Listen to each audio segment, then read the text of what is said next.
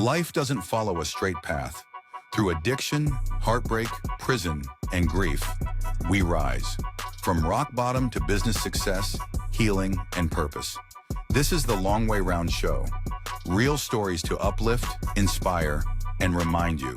The long way is worth it. Hosted by Daniel Cook. Stay tuned. We've got a powerful episode ahead. Good morning, everyone. Daniel here again. Another episode of Long Way Round Show. We've got a great guest, Heather Ritson, this morning. She's from the States. She's been through a few trials and tribulations, just like everyone else, and she's lived through it to tell her story. And we've got her on this morning to share a little bit about her journey and what she's up to. And she's now really giving back. She's in the process of writing a book, and she's got like a project and a foundation that she's doing over in the States that helps people with mental health and some of those issues, and to be able to support people. So tell us a little bit about yourself, Heather, and how are you this morning? Doing awesome. Thanks for having me, even though it's evening my time, but it's morning your time. So either way, I'm having a good time. So my name is Heather Ritson. I am an empowerment coach. So I empower people through their careers and in their personal lives. I found a lot through my journey myself and through helping others as well, is that mental health is like a huge piece that's missing. And I've kind of experienced that myself and with other people, working with other people. Yep. Yeah, beautiful. So let's dig a little bit deeper into your sort of upbringing and your childhood and things like that. And that's obviously, where a lot of issues start for people. What was life like for you as a kid? Did you have a stable home? Did you go to a lot of different schools? Did you have mum and dad, or were you in a foster home? What was your sort of story? So I lived at home with both of my parents. I did have my oldest child when I was a teenager. I had her when I was 17 in high school.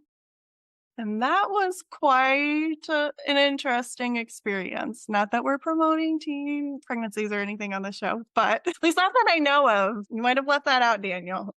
No, I didn't have my children until I was quite I'm not older, but I think I was about 30 something. But yeah, that's a thing that happens in life. You know what I mean? These are life stories, and these are things that happens.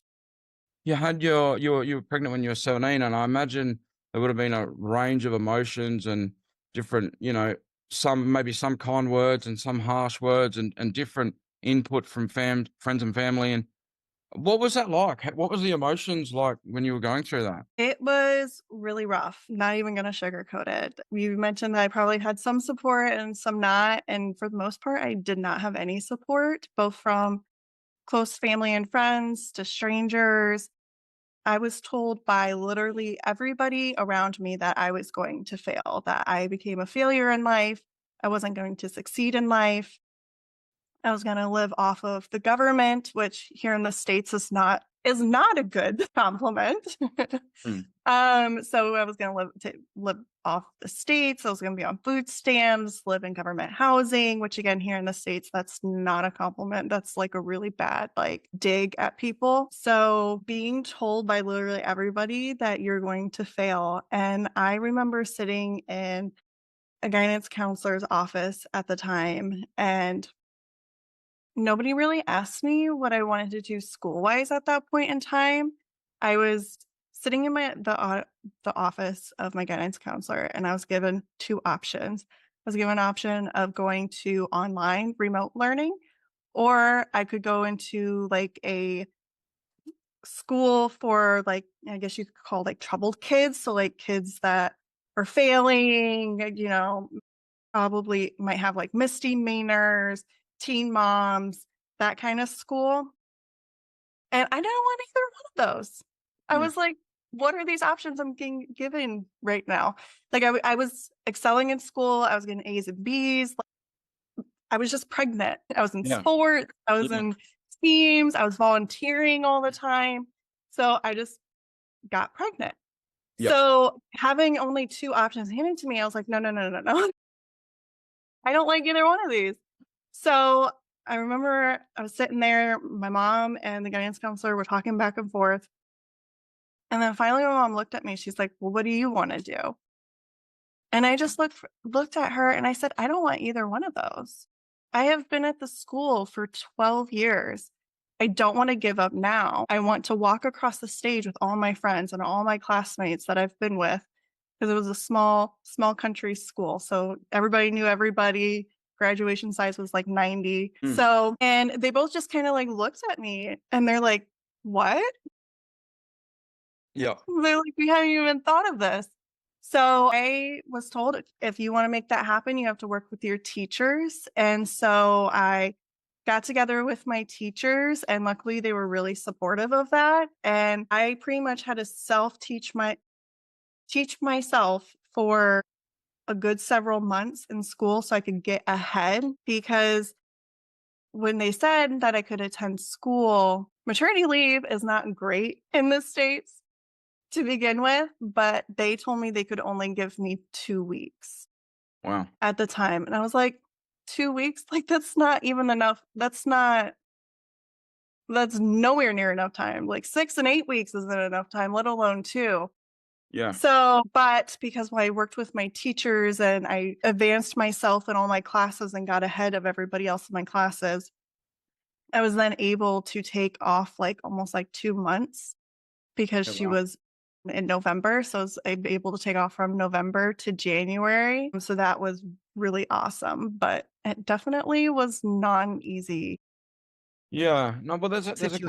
there's a couple of questions I'd be interested to, ask you about. But the first thing that come to mind was, before we spoke, we spoke about, emotions and sometimes some of the different things. But when you were telling me that story, I was getting a little bit teary. Like, I mean, the thought for a 17-year-old young lady, whether it was you or whoever else, for people just to completely alienate a young lady who's obviously going through a lot of different things and growing up and trying to find their place in the world, and to just be like, basically like treated like you were just some freaking alien, or just like you were just, like, that is just disgusting. You know what I mean? And I'm sure I didn't mean to, but it's so sad, and I can just imagine, other mums going through this stuff, and, so yeah, so you managed to continue on. I don't know why they were trying to encourage you to leave the school. Like, it seems, like you said, you knew all the kids, you were going to graduate. So you were 17. Was that your final year of school, or did you have another year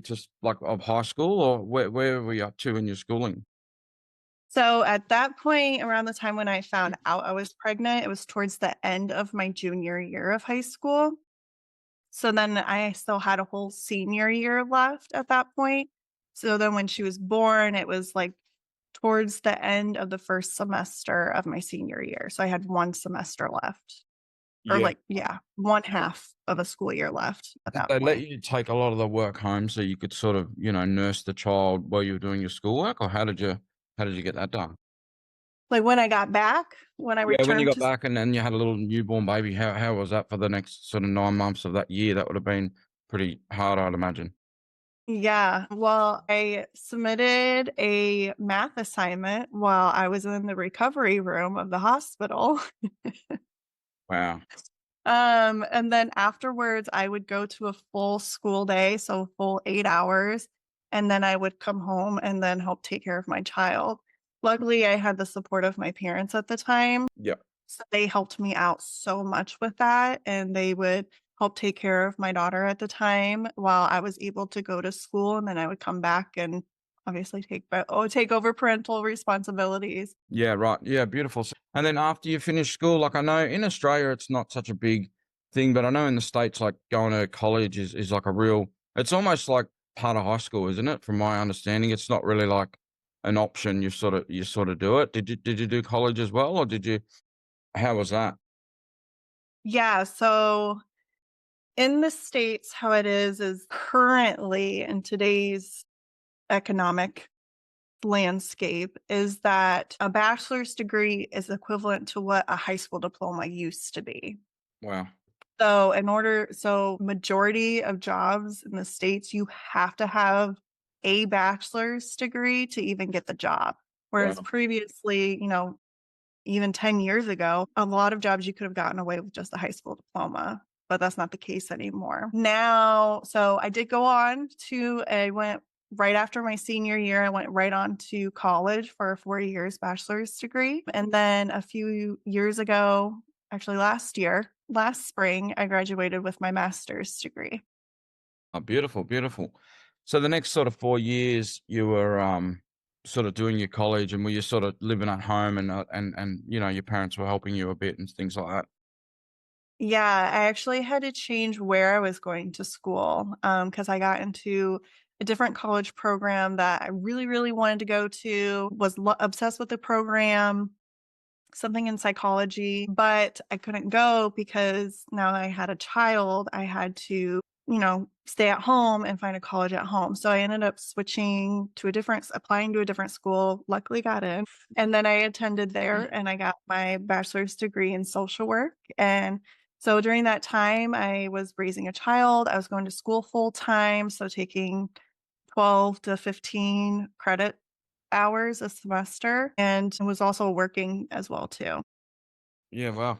So I imagine you would have grown up pretty quick, like most people that age are sort of, partying and doing whatever they do. And you've got a young child, and you would have been, like you said, you were trying to work and make some money and look after your child, and probably not able to party as much as other kids and things like that. Was there much support when you got to college? Like, were you able to sort of link up with many other mums or any other mums that were in a similar situation, or did you like find any Facebook groups, or, I mean, did you reach out to many people about, because, when you're going through something, it's a lot easier. I'm not saying it's easy, but if you can connect with other people that are going through a similar thing. So did you do that at all, or how was that? So I didn't find any support groups or mom groups or anything like that. I lived in a small rural area, so it was very Christian oriented community. There wasn't so like I was probably the first teen parent at my school in like over 5 years. Like it was not a very common thing. It was not talked about. People didn't really like talk about it. Like it was very frowned upon to get pregnant. I Yeah. mean, again, not that we're promoting it, But it is but what it is, um, and you were pregnant, and you gotta, work with the situation. So, were you yeah. alienated from other, like, church groups, or any, like, like, any mums and bubs groups or anything like that? Did you not feel welcome, or did you feel like they were sort of, whispering behind your back, and how was all that? So while I was in high school, there was definitely a lot of whispers. Some people wouldn't even whisper. Like they would say stuff straight to my face and make comments, or they would be like talking to like this person next to them and make like an offhand comment to me about me, like in a roundabout way that wasn't like directly at me. Yeah.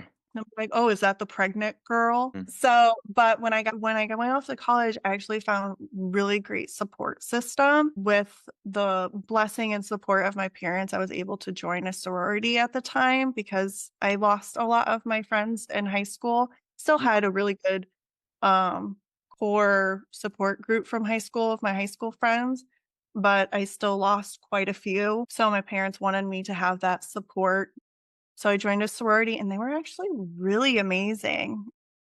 I would bring my daughter to some of the like events that we would have. They weren't really big on drinking. There's no hazing. It's actually big anti-hazing. So it was really like chilled and relaxed. And so, I'd bring her over to the sorority house when I had to study with some other sisters, and she'd just be like crawling around, and the girls loved her.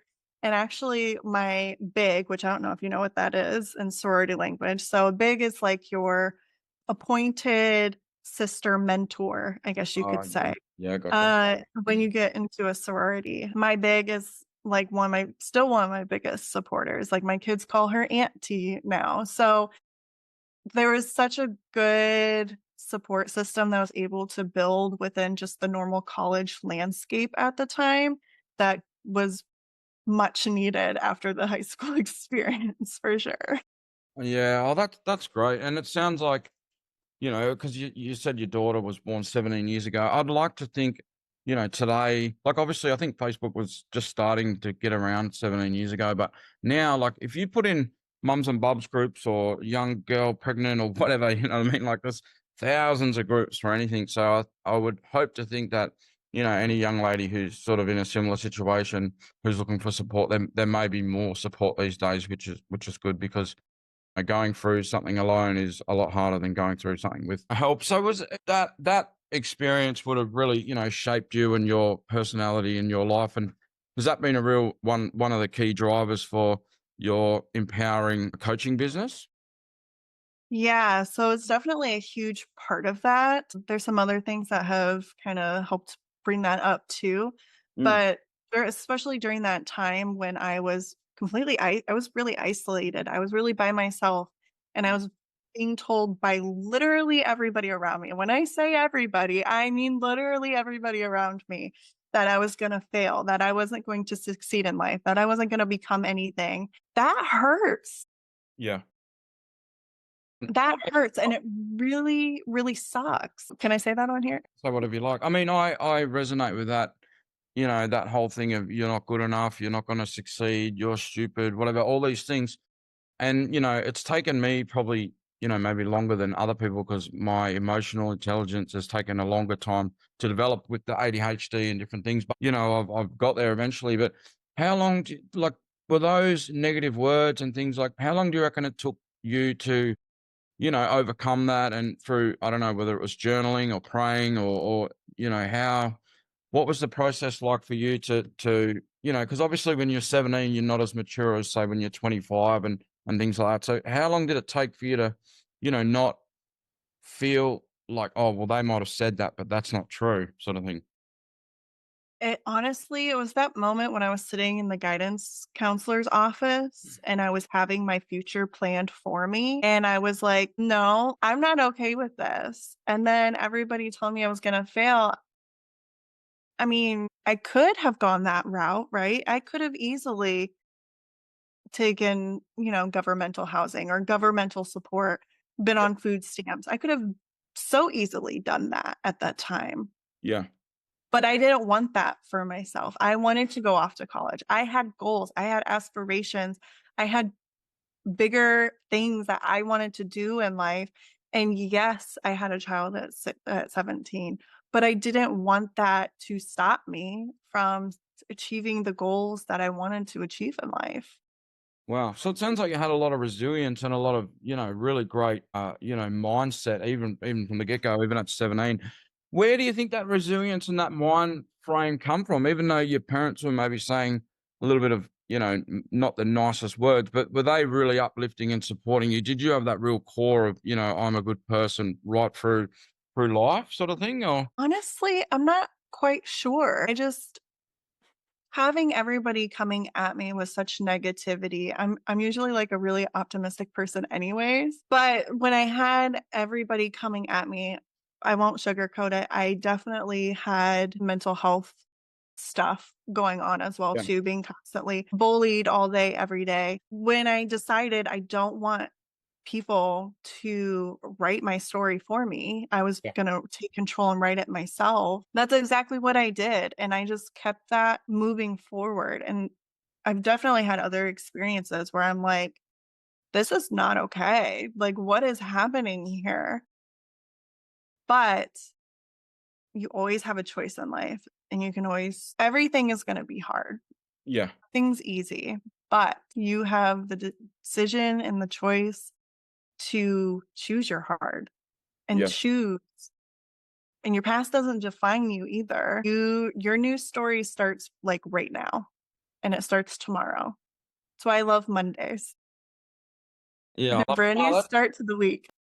yeah, no, that's great. Well, I feel similar. I've always had that optimistic mindset, you know what I mean? Just that I can do it and I can achieve and things are hard, but you know what I mean? If I put in the hard work, I can do something. So what's some of the other like real fundamental things that have happened through your life that's given you this real purpose to help people and empowerment coach role that you're doing?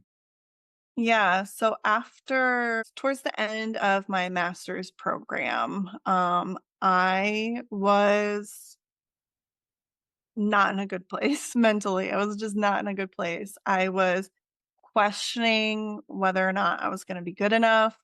I was questioning what I wanted to do. I was also being bullied at the time by other people in my class because I was the youngest in my class and they saw me as the least experienced. Also, not everybody. I do have some really good friends from that program, disclaimer. I don't want to like label everybody. It's so and I allowed myself to take in what they were saying. And then again, it made me question myself. I Mm, was like, wow, am I really good enough to do the work that I want to do? And so when I was really depressed, honestly, like I was unmotivated, could barely focus, spent a lot of time sitting on the couch, just like mm, vegging away.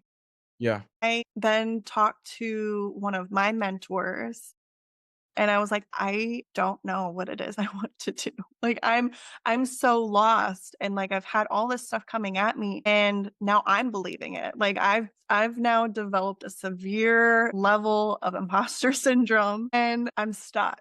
Like I'm literally stuck in a rut. Like I don't know what I'm doing. I don't know where I'm going. I don't know. And they just looked at me and they told me, they're like, yes, you are the youngest in the class. Yes, you were a stay at home mom 5 years beforehand. But what experience have you brought to this point? So I was like, okay, I hate when you ask that question, but here we go. So I was like, okay, well, I've owned several businesses before this. All one of them was MLM, like the multi-level marketing stuff. One was actually a photography business.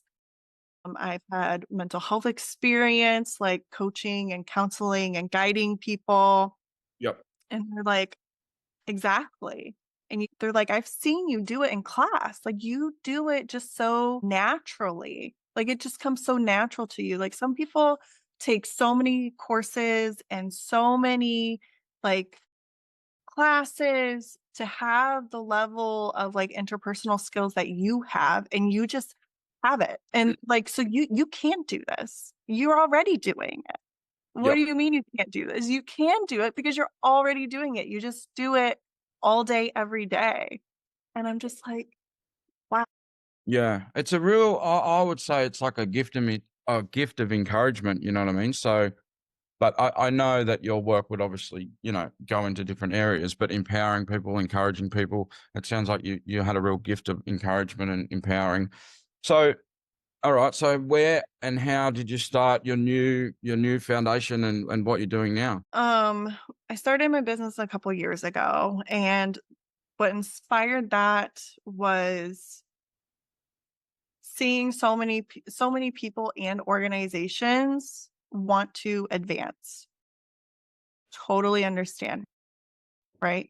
We want that promotion. We want to, maybe we're laid off and we want to get a job. So we're applying to all these jobs and they completely skip over the mental health piece Mm, entirely, both people and organizations. So when you have even like people who are running their own businesses, they're not confident, they're people pleasers, they're burnt out because they're applying to 100 different places.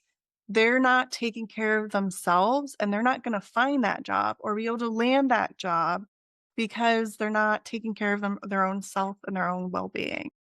yeah. So Yeah. I've created like I call it the empowerment career path.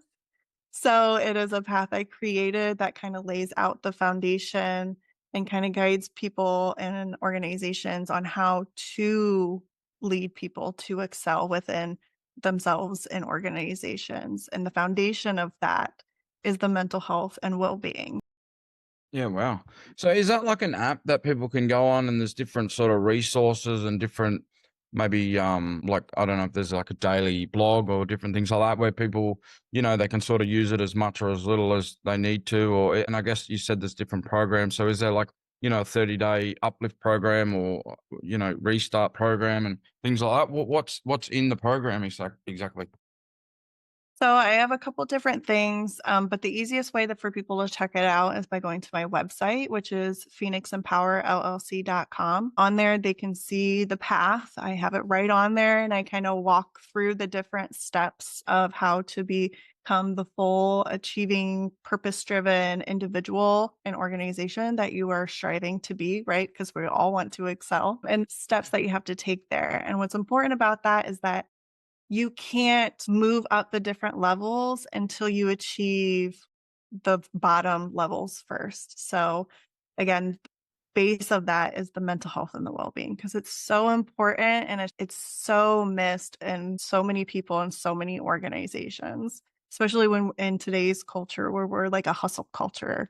And you got to try to be paid six figures, and you've got to be an entrepreneur that makes all kinds of money and drives a yacht. That's not necessarily, I mean, that'd be cool, right? But that's not necessarily the goal. The goal is for sustainable growth over a long period of time Yeah. to be able to get to those places. And do like bigger organizations sort of hire you to like work with the whole team and things like that? Is that part of it as well? Or? Yeah, so I have worked with teams. I've developed some, like leadership development programs for other organizations on how to build sustainable, impactful leaders throughout their organization. And by leaders, I don't necessarily mean like the executives at the top. It can be that, but not necessarily. Leaders can be anybody within an organization, especially when you're like a customer service or nonprofit oriented. You're Mm. constantly leading other people, one within the organization, but also outside of the organization. So when I say leaders, I mean anybody, not Yeah. necessarily executives. Yeah, I get you. I get you. And is part of what you're doing helping like establish a good culture in their businesses as well? Or Yeah. So when you have a really healthy organization, those organizations are, they have more innovation, they have more creativity, they have more psychological safety, Mm. which is so important because, again, so many organizations skip over all of that, but yet they want people to be innovative. They want people to have high productivity skills and scores and numbers. And they want all these different things, but that's a profit over people mindset. And that's not going to lead to sustainable growth within organizations. No, no, no, I wouldn't imagine it would. And do you sometimes have situations where you get resilience from founders and things like that, where maybe like not a lower manager, but say someone who's like a higher up in the company, but wants to, you know, get someone like you involved, but then the main head is sort of like, we don't need this, blah, blah, blah. Have you had that sort of stuff as well? Or? It all comes down to value. Yeah, So if an organization has high turnover rates, for example, yeah, so, a lot of big organizations, even on specific departments or teams, when you have people constantly coming and going, that's not a healthy team. When you have people who aren't able to achieve their productivity numbers, that's not a healthy organization or a team. When you're completely focused on the profit numbers and you're not focusing on, again, the mental health and the well-being programs or initiatives that you should be having within organizations, you're not building a sustainable future because the people are the ones driving the organization, not the products, not the services. It's the people within that organization. So when those people aren't healthy and they're not their best, neither is your organization. yeah. No, that sounds great. And it sounds like from what you're saying, is that a real key area that you are really passionate about, like going into organizations and really helping from the top down and being able to create some healthy, mindsets and different, I guess, structures and abilities throughout the whole place? Like that would be, to me, sounds really exciting and really, would give you a lot of purpose and would be really rewarding. Is that a big part of what you're doing?